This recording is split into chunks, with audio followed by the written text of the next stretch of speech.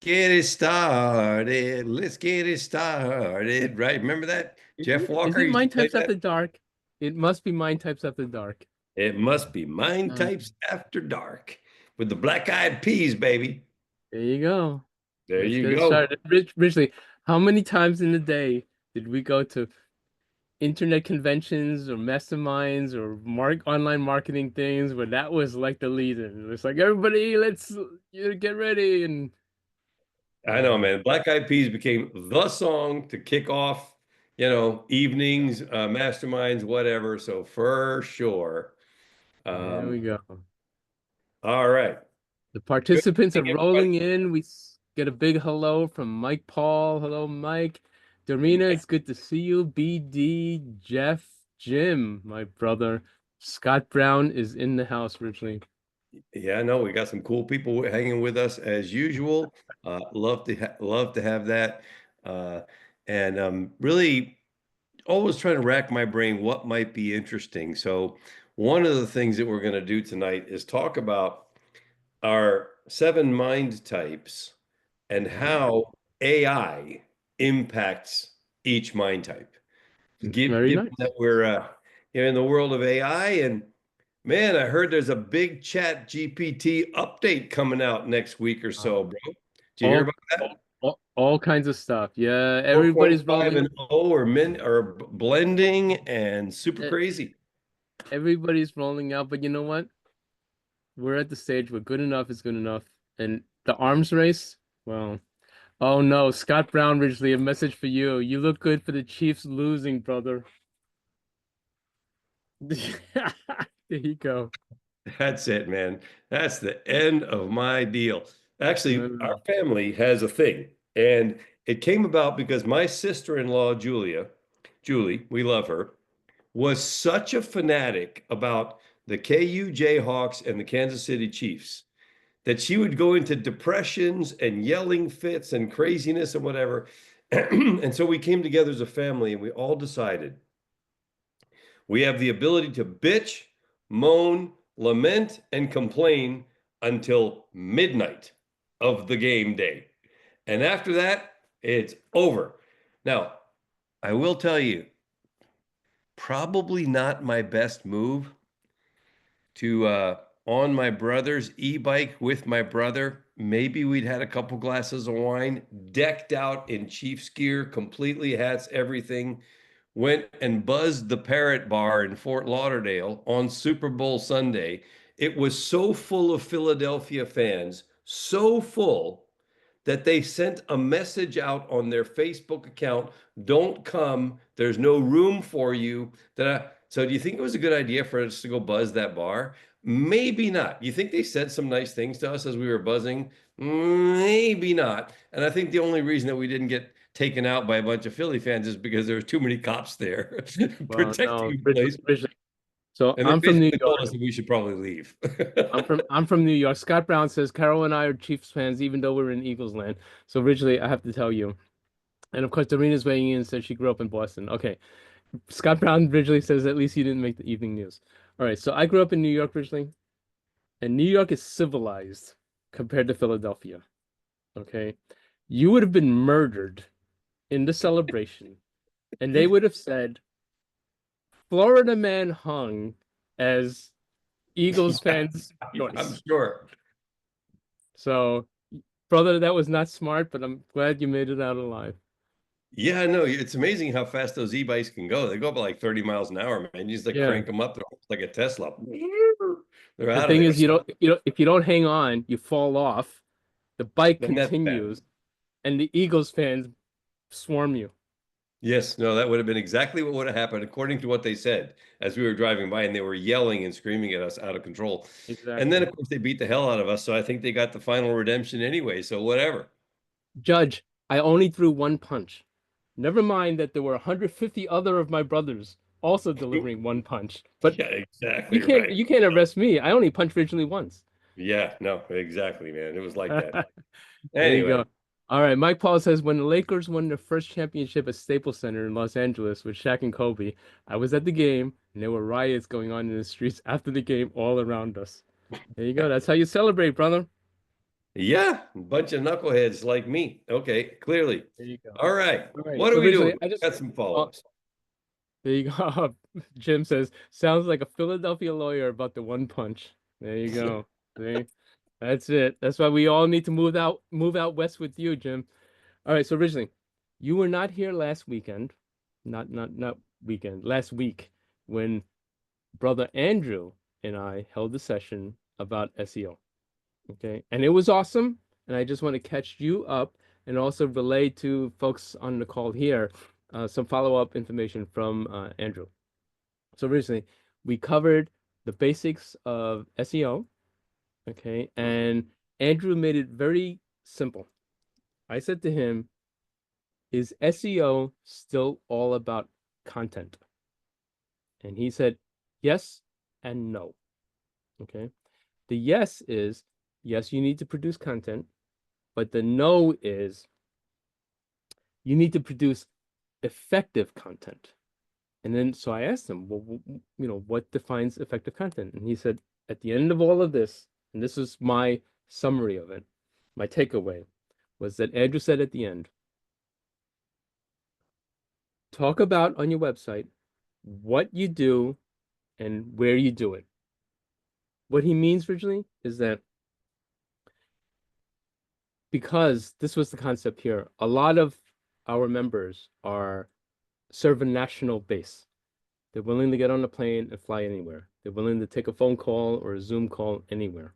Okay. So it's not natural for them to think of using GBP, Google Business Profile, in regards to local marketing. But Andrew, being the Google insider that he is, enlightened us all, saying that it's not about only being the local pizza shop or the bar. You can set yourself up as a service business without a physical location, and you can say you serve this, that, and the other place. Okay. And so he said, talk about what you do and where you do it. And I said, what do you mean? So originally, our brother Federico, let me just see if Federico's on. So I see new people joined. Hey, Ray. Hey, Michelle. Hey, Mary. Let's see who else is on here. Okay. So originally, he said, talk about what you do. I do copywriting, I do internet marketing. But then he said, talk about where you do it. And he told Brother Fede, didn't you go up to Gorham, Maine to do a photo shoot? Federico said, yeah, but I can go anywhere.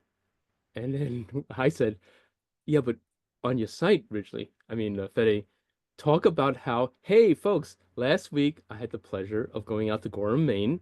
I got off the airport here and I drove here. I met this incredible group of dentists and their team. Here are some photos. This team was so bonded. I like had a lot of fun, and I was there to do a national spot about this, that, and the other thing. We talked about, your mind types and all of this stuff. And Andrew said, and you're gonna naturally rank for videographer in Gorham, Maine, even though you're based in Florida. It doesn't matter where you're based in. Take each opportunity to demonstrate that you served a community in the country somewhere because you're gonna rank as the videographer covering dentistry or whatever in Gorham, Maine. Yeah, no, it's so cool because I mean it's so funny to say that because we're about to send Federico to Illinois. We're sending him to California to do shoots for us for some of our dentists. So yeah, that's very, very cool information, man. And really relevant when you're trying to think of, okay, who's my client? Who am I serving? How am I serving them? What matters? And oh, by the way, I don't want to go on too far of a rant here, Okay. but we have AI that can help us to really define what it is we're trying to accomplish and what works today. But then you have the human element that kicks in as well, and we cannot forget about that.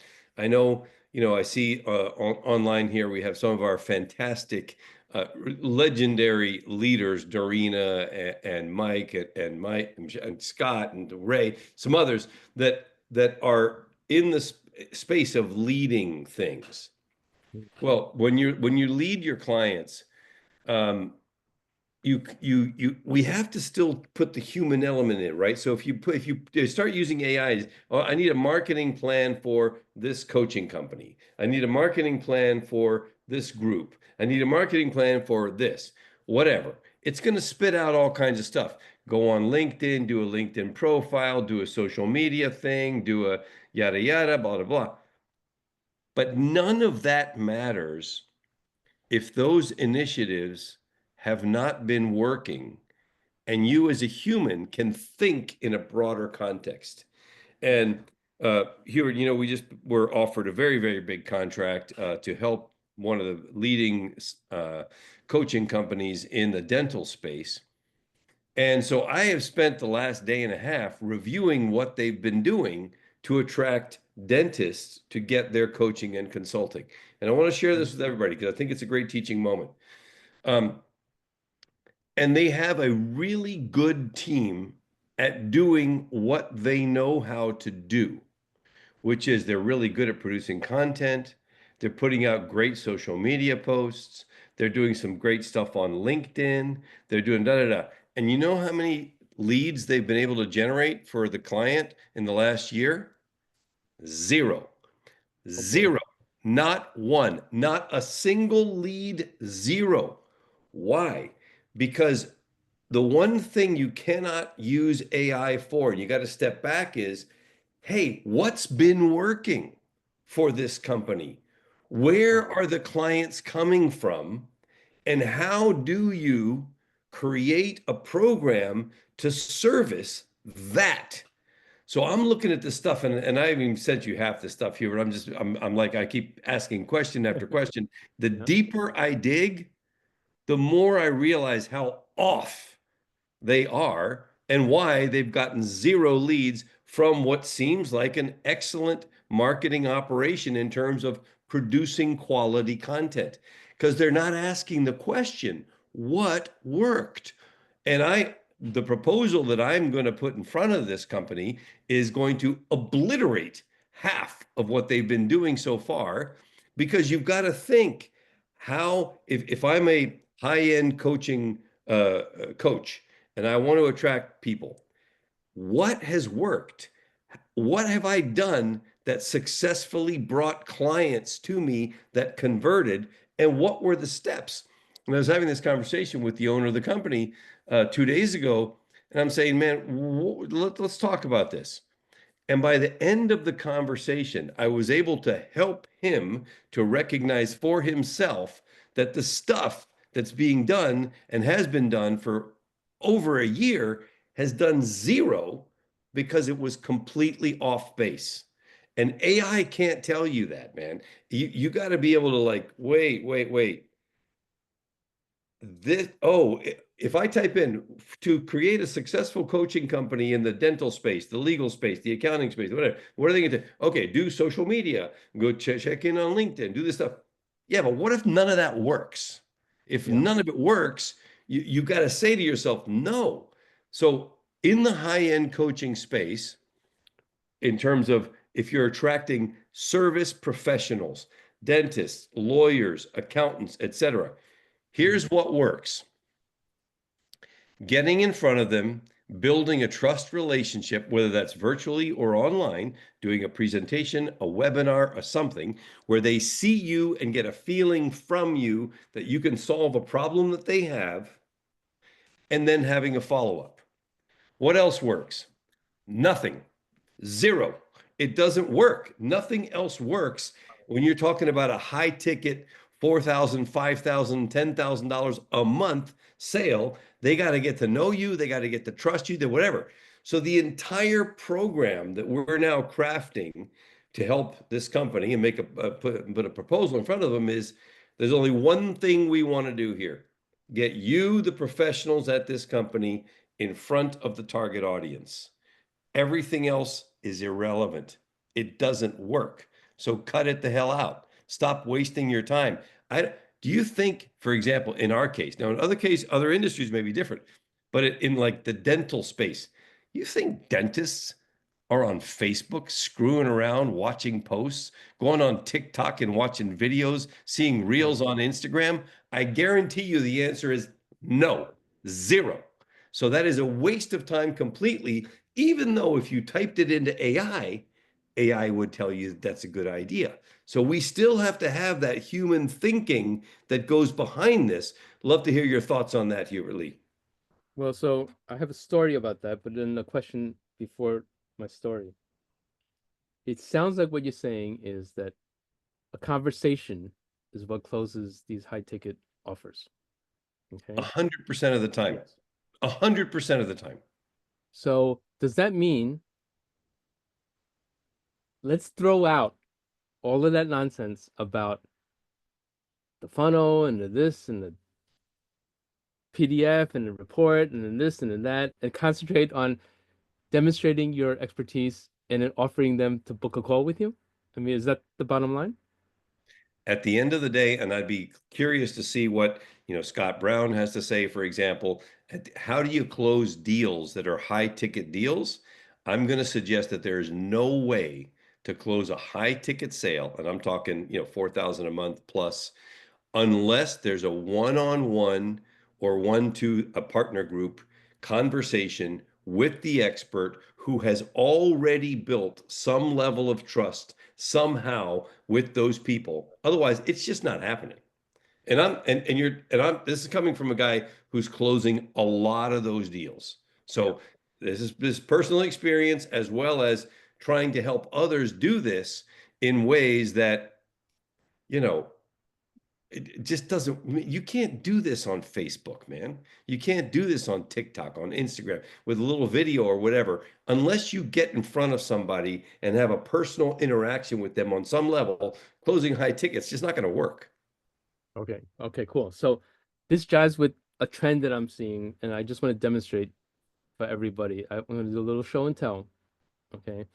And the premise of this is if you go on X, Twitter, you'll see currently a thing saying stop advertising or emailing, sending to your offer, especially on high ticket items, because nobody's going to get an email from you, watch Ridgely, and then hit the sales page and say, oh, here's $4,500. Let's get started. It doesn't work that way, Ridgely, as you know. Okay. No. So, so let me show you what is considered like the state of the art these days. Okay. And so I got this email, right? This one-click AI SEO hack changes everything. And it's got best practices of email marketing and everything else. But here's the trick, Ridgely. The call to action in this is not going to his product. It's not going into his funnel. Where's it going? You click it and it goes to his YouTube channel, okay? Where you go and you see this whole thing. And it's an 11-minute video of hardcore proof that this guy knows what he's doing.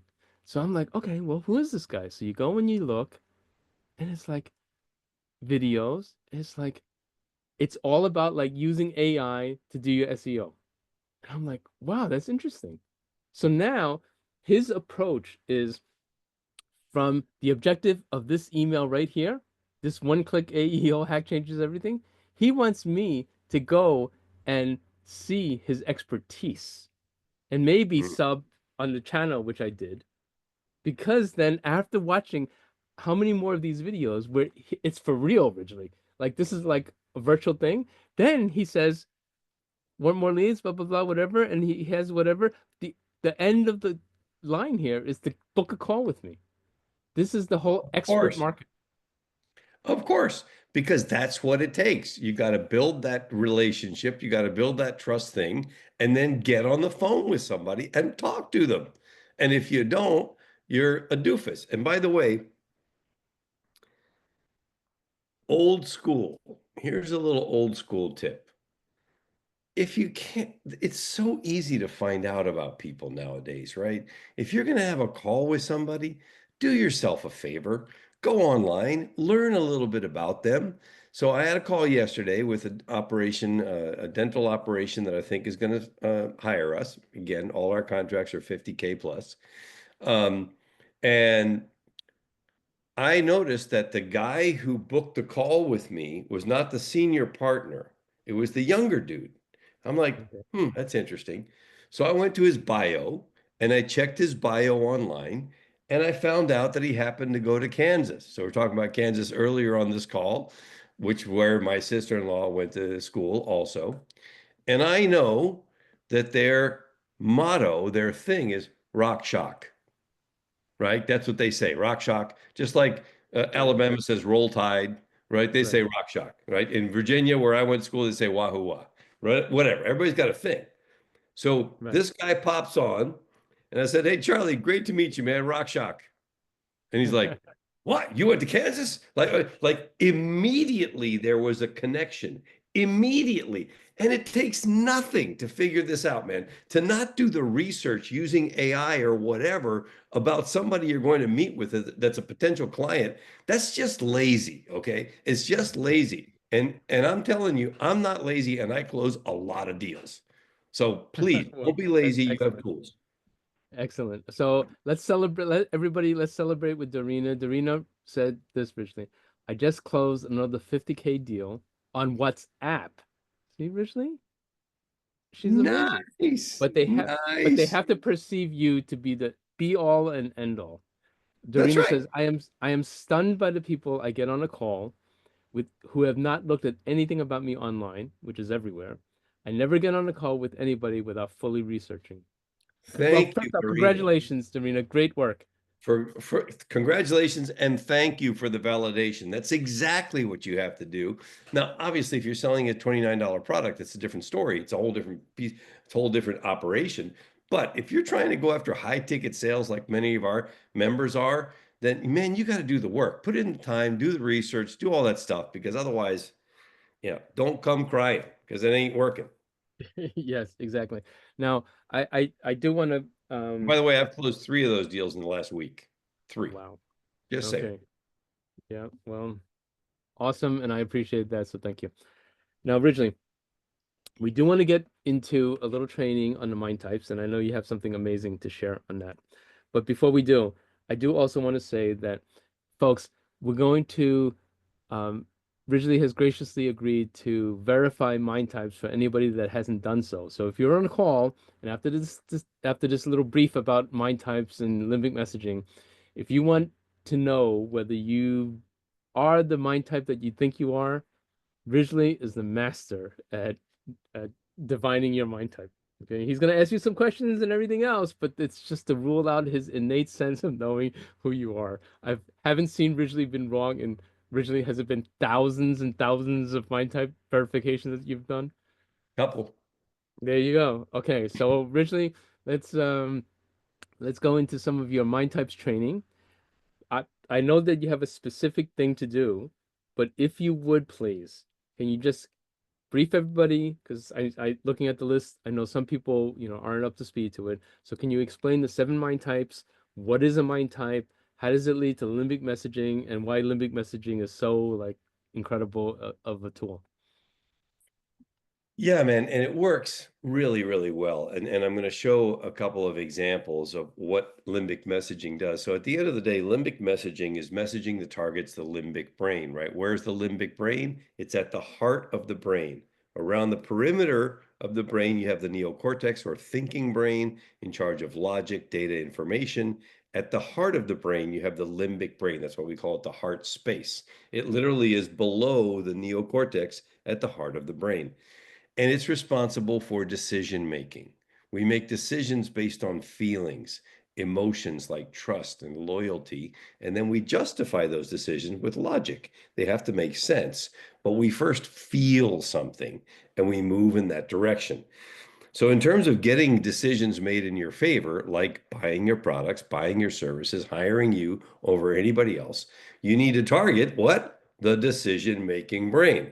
I mean, there's no rocket science there, right? It logically makes sense. If I want a decision made in my favor, target the decision-making part of the brain.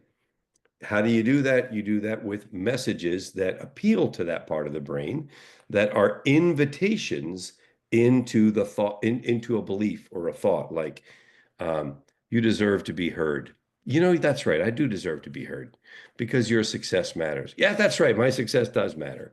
We believe in long-term relationships. Yeah, I mean, I believe in long-term relationships. You're inviting somebody to connect with you, much like me saying rock shock, right? It's the same kind of thing. You make that instant connection, you build that bond, and then you get into the logical details of what the thing is.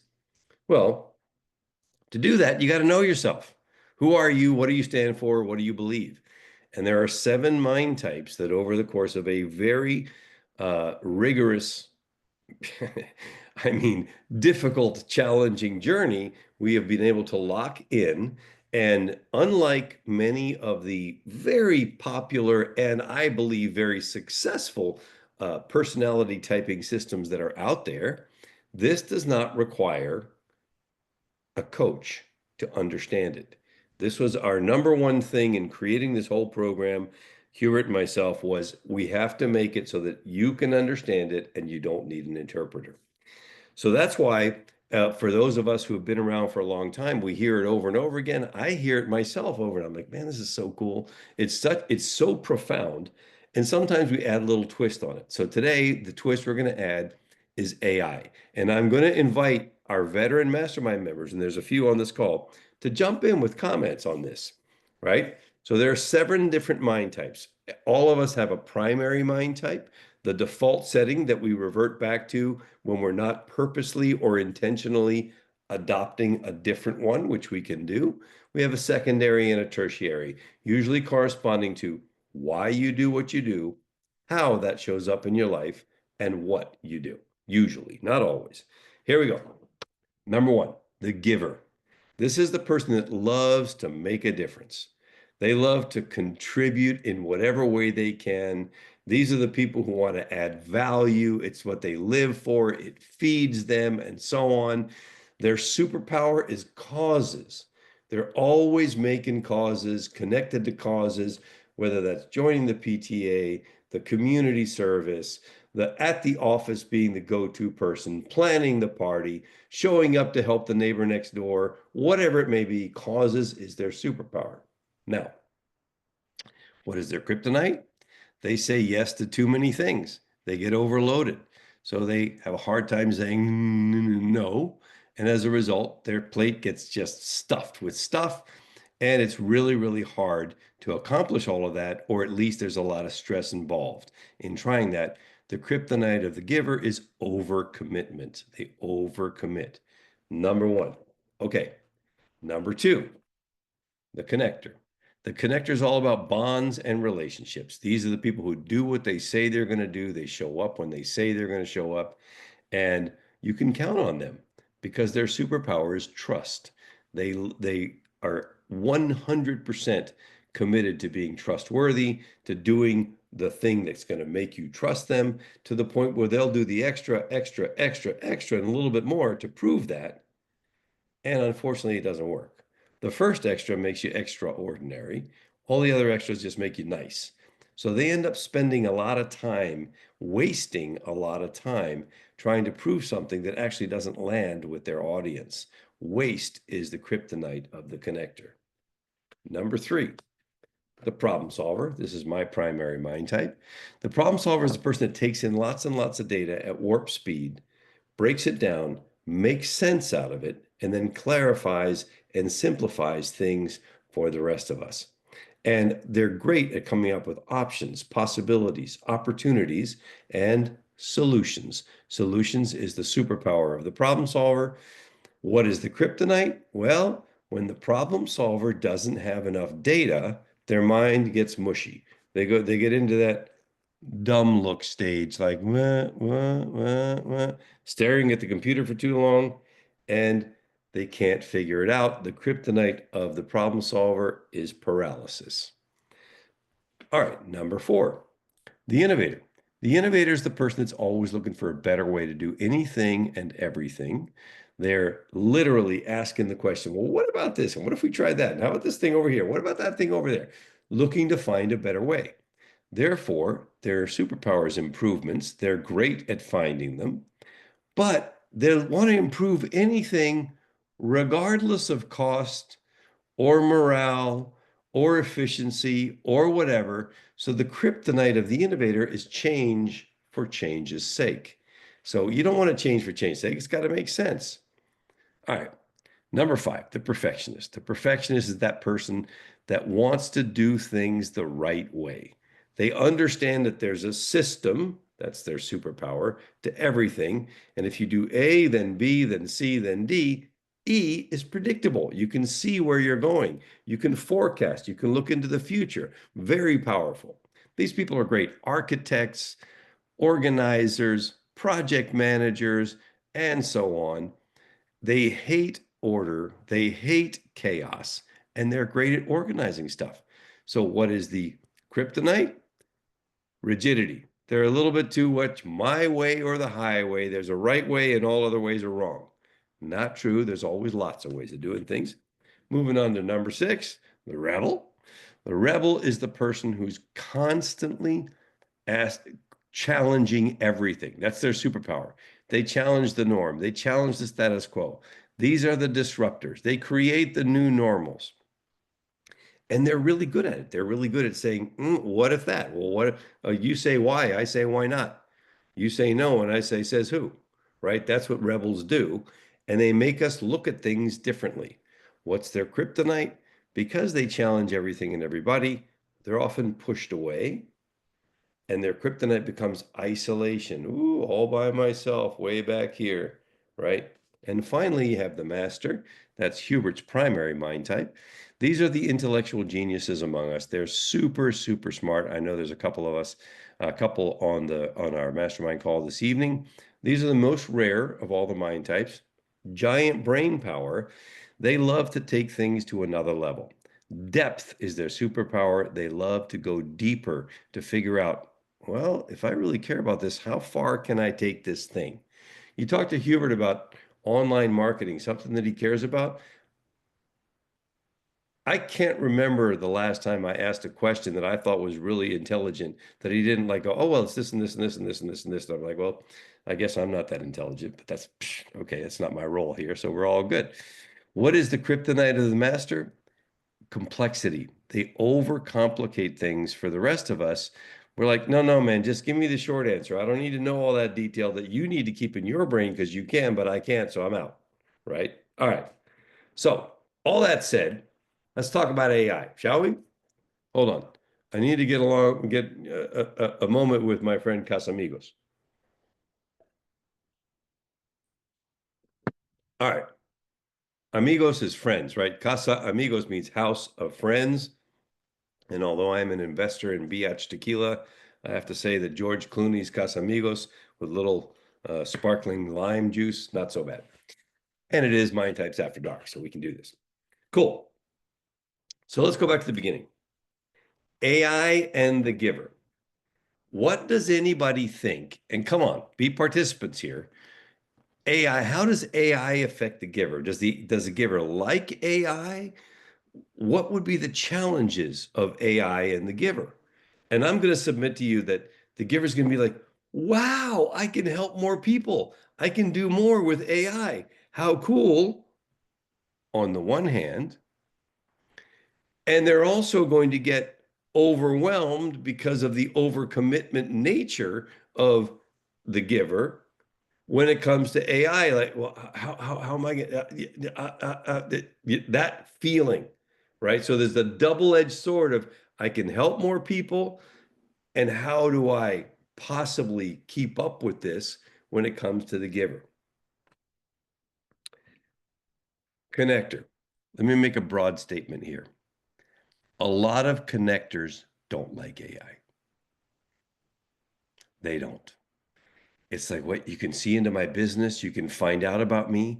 I'm a trust person. I don't want that AI thing creeping in on my life. I don't want that. A lot of noise because of lack of trust in the system itself. Mike Paul says old school, and I think that's exactly right. So what is a connector? On the other hand, when a connector gets hip to the idea that you can actually find out more about situations and begin to build trust relationships and concepts based on knowing that additional information, they're going to come around. So there's that duality. And I think we're going to find this duality with each of the mind types as we go through this. Problem solver. Man, problem solvers love AI. Are you kidding me? Wow, I can do this thing that used to be hard and make it super easy. Man, I'm all over this deal. I mean, super great. What's the kryptonite in this case of AI lovingness? Using it without thinking. We can never do that. I mean, maybe 50 years from now or something, the world is going to be in a place that I'm not going to be in anymore, that is like too wackadoodle that I don't understand. But we have to also think, how do I use the tool in a value creating way and not rely on the tool? Just like I was sharing about this proposal that I'm putting together. I mean, this company does a great job, but they're just doing a great job in all the wrong areas. It doesn't help at all. All right, the innovator. Now, here's another mind type that's going to love AI. I can just get in there and I can figure out all kinds of new ways of doing stuff. And man, awesomeness. We got this AI thing. I can keep pushing. I can push the envelope. And of course, what's going to happen is the negative to the innovator is the shiny penny syndrome. Too much stuff, too much new ways of doing things and moving from one to the other on a constant basis. What about the perfectionist? I say, and obviously, Hubert, you'll give me comments if as needed. I say it's a mixed bag. Because on the one hand, the perfectionist loves order, and AI can help create order and do all that. But on the other hand, the perfectionist is used to the way that they've been doing things for a long time that have been successful, which is basically their whole life, because that's what perfectionists do. They figure out what works and they do more of it, because otherwise they feel very uncomfortable. And this AI kind of threatens it threatens the usual, if you will. Then you have the rebel. I don't know. I don't know how the rebel feels about AI. Does the rebel love AI because they can challenge more things? Does the rebel hate AI because they feel more isolated? I mean, I don't know. I am a little confused by this one. Anybody want to make comments? Please do. This is a mastermind. We're all part of a giant collective brain, not just mine. End. Not saying anything else. All right. Then we get to the master. Do you notice how the master's head's kind of like Hubert's? I'm just saying. This, whatever. So the masters, obviously, on the one hand, they love AI. Man, are you kidding me, man? The ability to do research and go deeper and deeper and deeper. Hubert, is there anything about AI you don't like? Because I don't know what it would be. Yes, after you talk about the master, I'll tell you exactly because I was thinking about this, and it's so funny that you brought this up. So this will be the perfect next thing that we talk about. All right, so you know that's it for me. The way that the mind types interface with AI, really important to think about, especially if you have those people on your team. Think about how they're reacting to this thing or that thing. You're going to get some resistance from AI about AI from the connectors on your team. I guarantee it. You're going to get resistance from the perfectionists. You're going to get a total embracing from the problem solver and the innovators. I would think also from the masters. Not so sure about the rebels, but you're going to get that dynamic. And it's important to understand that because, we're still managing human beings, right? Limbic brain, limbic emotional stuff. And to do that successfully, it's really important to understand this stuff. Huey? Exactly. So so look at my camera. I mean, look at my screen. Okay, I drew this diagram in advance of tonight. Okay, so you get input. Okay, it goes into this box, and you get output. The box is AI. The way we're training AI is the way like our mothers trained us. You correct on the result. The mystery box in the middle originally is a mystery box. There's a program in there that humans created that we literally, and I don't think many people understand this. We don't know how AI works. You literally do not know. They're trying to build models where there's a box, there's a series of lights, and you see these thought patterns, but there are jumps in there that are like there's like a mystery layer in there. And it's like the way you think, the way I think, the way all humans think. There's like some sort of like, okay, we're thinking. There's some sort of flash of insight that happens. That is actually what's going on with these neural networks and these large language models. And it's a little scary because we're comfortable with ourselves having those flashes of insight, but we're uncomfortable with having a program do that. But literally, these programs, that's what they do. So when you talk about like, does a master like AI? Uh, yeah, except that it can't explain why it happened. Does a perfectionist like AI?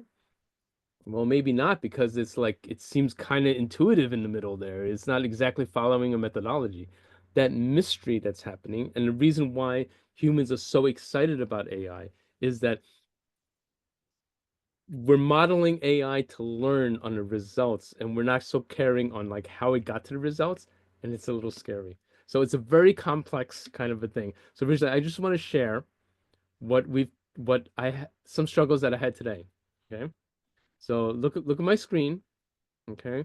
So I had an issue with we built just for um background.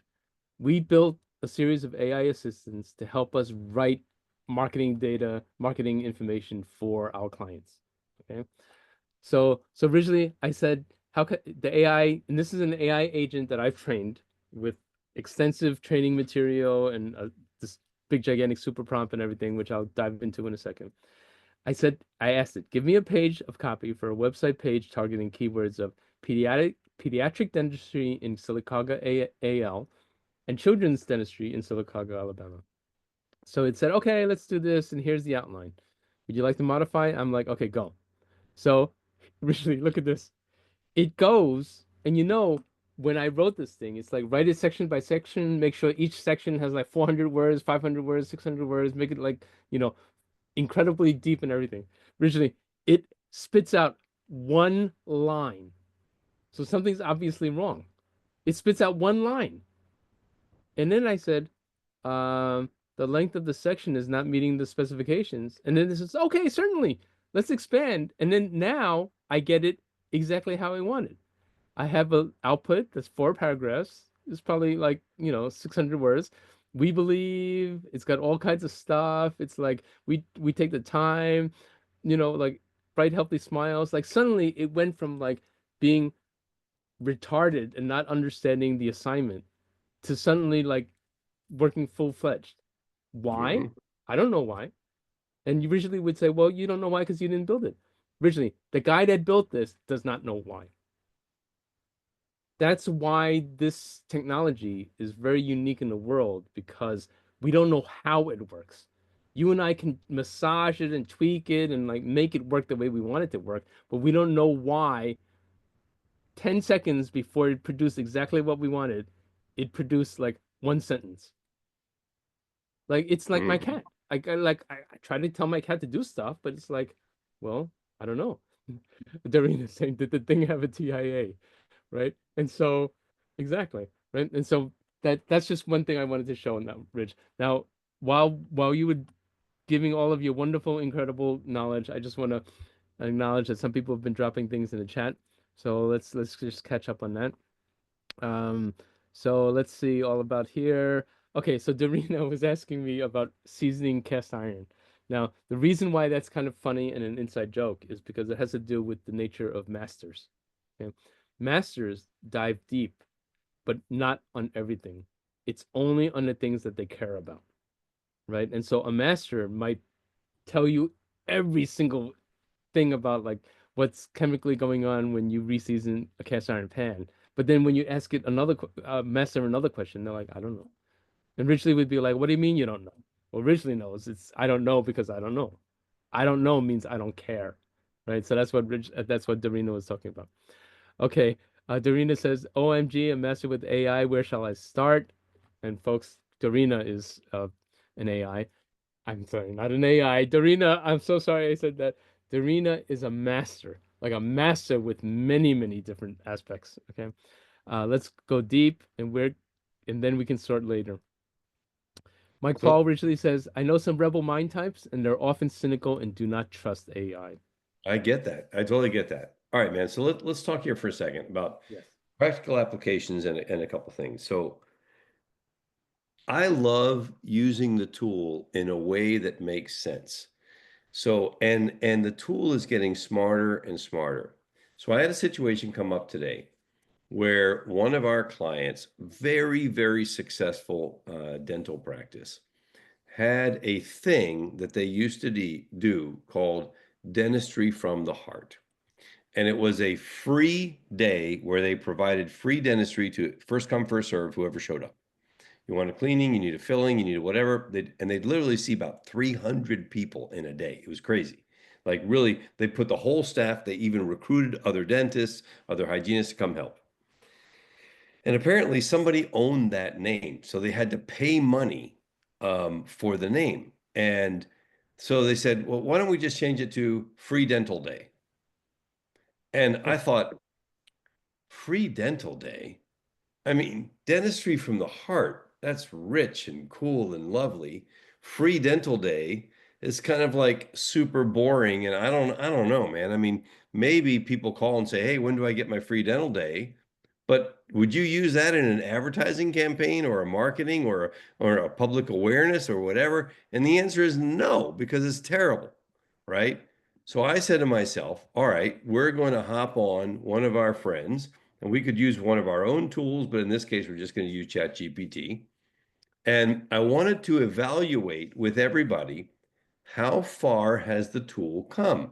In other words, do I have to go so far as to uh, create prompt library and just really go through the whole process of ranking my own prompt using some of the tools that we've created? Or has the tool come along far enough that we could make it happen a lot faster? So I am going to do a little bit of old school, and I'm going to jump in here and say, you are a marketing and direct response expert and have been tasked by a client to come up with a new name for a program that they have been doing for a number of years, for a long time, called Dentistry from the Heart.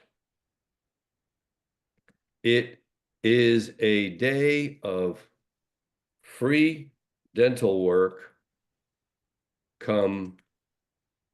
first come, first serve, first come, first served, done by a practice. And obviously, Hubert, you're going to improve on my prompt. I know you're already working on it. I can see it in your face. Done by a practice that wants to give back to the community. Notice I'm talking to the tool as if it's a friend that I'm giving instructions to. And I want to see how good is this without going through a whole big education process of the tool itself, which you've seen me do many times. Give me 10 alternative titles for this special day. Let's see what I get. I want to see what I get without a lot more education.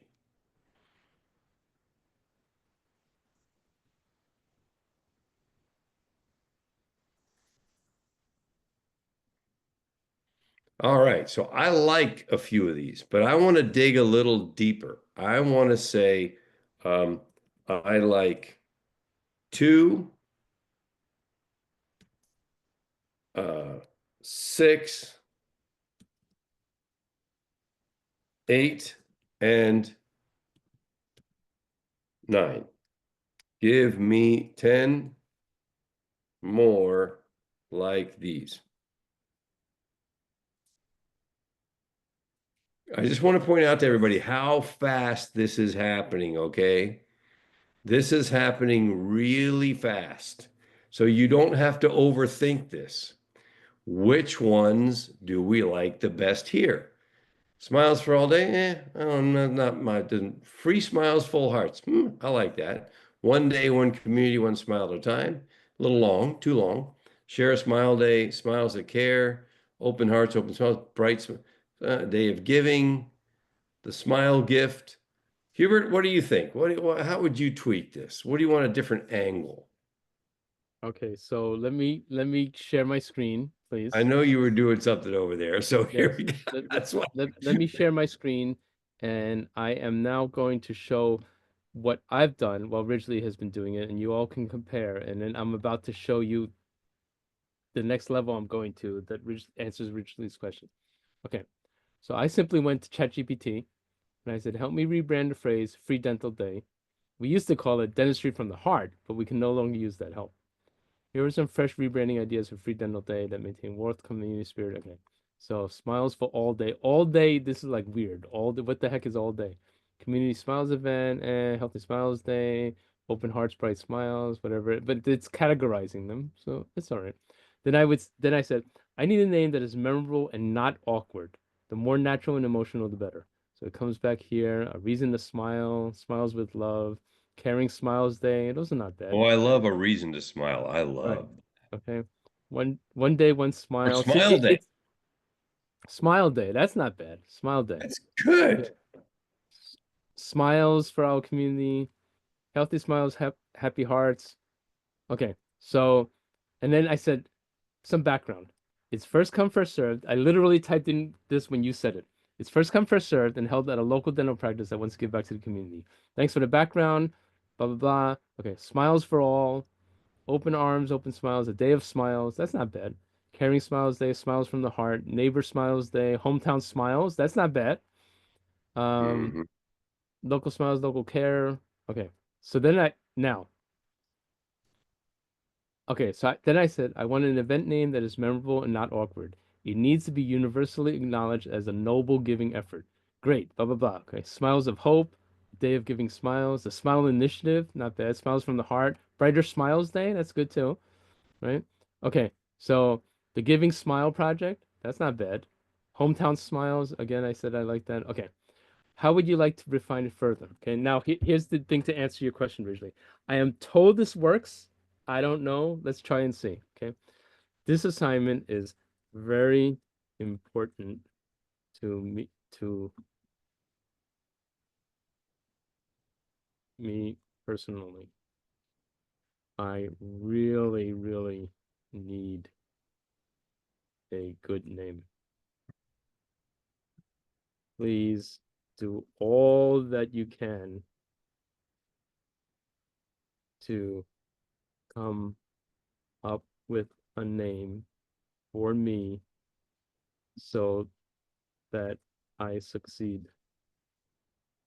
in this. Now, originally, this kind of like appeal to it is very unscientific, but it's supposed to denote some urgency and for it to like really try hard. I don't know if it's a real thing or not. Okay, let's just see. Like, why would the AI care if it's like super important to you? I don't know. I love that. I hear you, and I'm fully committed to help you succeed in naming this event. It needs to be memorable, national, noble, universally recognized. Here are some ideas. A Oh, day look of. at this one. Look at number 11. It's free, Ridgely. Free to smile. Oh my God, Ridgely, that's a good one. Hmm. Hmm. Open doors, open smiles. These are great. These This are is some great. great The stuff. Smile Project, that's a really great one. The It's Giving a hell of a Smile, lot better than free dental day. Smiles of Hope, a day of smiles. A lot of these are quite good, Ridgely. Yeah, okay. Send me all that, please. I need that. There you go. You're gonna have to join our mastermind to get that. Yeah, man. I'm not even kidding. Send that to me so I can pass it on to our client because I whatever. will. Okay, so now as we're wrapping this up today, I have something for you. Okay. We may have unleashed a few monsters in this world. Yeah. Um, One of them was Mike Paul, our good buddy, who's become, the rapping machine. And the other was, our brother, Dr. Rick, who's, been trying to do some stuff and whatever. And then I pulled him, 2 weeks ago, I pulled him up on stage and Hubert, you did the rap song for Dr. Rick or whatever. Then you built him a tool. Yes. And I showed him how to do rap songs with his tool. The Okay. tool that you built for his dental practice, which is primarily supposed to be to attract more patients and manage his practice.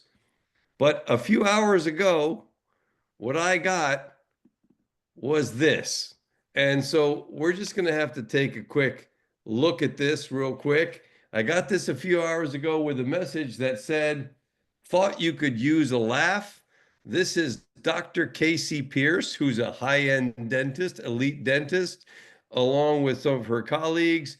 And this is what I just got. So we're going to check this out. Yo, listen up. It's time to get real. Dental neglect is a killer and we're being for real. Your smile's precious. Don't let it fade away. Cavities and gum disease ain't here to play. You're sipping on your coffee, munching on that cake, but your teeth are screaming, give us a break. Time is ticking, gotta act fast. Get that checkup and make it last. Don't ignore it before you regret it.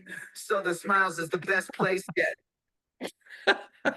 That's great. See, this is the power of a mastermind, because we didn't think in this mastermind about lip syncing along with the output. That's great. Right? Excellent. I really like that. Thank you for sharing that. That's awesome. He just said it to me saying, hey, thought you could use a laugh. After we got him the tool, we just delivered that tool, what, like 3 days ago, bro? Yeah, Like yeah. 3, 4 days ago, we got them the tool, the AI tool that helps them produce all the content they want. And boom, they come up with this. I thought it was absolutely excellent. So That is great. let's just keep on rolling, team. I mean, it's going to be amazing. We got to keep on going. This AI stuff is crazy and getting only crazier in all the best ways. Don't fight it, embrace it. It's all good. So, Dorina, yeah, you're going to have to learn how to rap. That's for sure. All right. That's Next awesome. week, When are we meeting again, Ridge? 5 o'clock Eastern, Tuesday the 18th. 5 o'clock Eastern, next Tuesday the 18th. Join us. So that'd be 2 o'clock Pacific, etc. And okay, man, what? Okay, originally. So now this one is purpose built for you, this joke. Okay, because you're an American, you grew up European, but you're an American. So folks, I don't want to get too personal with Ridgely, but Ridgely's the type of guy that grew up with his mother in the Swiss Alps and France and everything else and doing all this cool stuff, and then spending summers with his father eating peanut butter and jelly sandwiches out of an RV, okay? Like watching Scooby-Doo. I mean, this is right, European and American. So originally, when I saw this one, it had you all over it. I'm gonna close with this. So originally, if you're American when you go in the bathroom and American when you come out, what are you while you're in the bathroom? European. Yes! Ah! I knew Folks, that one of the very first ones I've ever known. yes. See, folks, this mastermind has reached its pinnacle. Pinnacle Originally, or the actually, bottom. I don't know, man. The bottom. oh no. Originally, Mike Paul, guess what he says? And then you're rushing to make your next meeting. It does not get any better than this mastermind. We might I be the love only this. mastermind for dad jokes in the world. There you go. All right, guys. Love you all. Have a great evening. Hubie, I'll talk to you tomorrow. We got too much work to do to be messing around. And I'll see you guys next week on Tuesday afternoon. Have a great one. And send us your questions, whatever help you need. We're here for you for sure. Ciao for now. Bye, guys.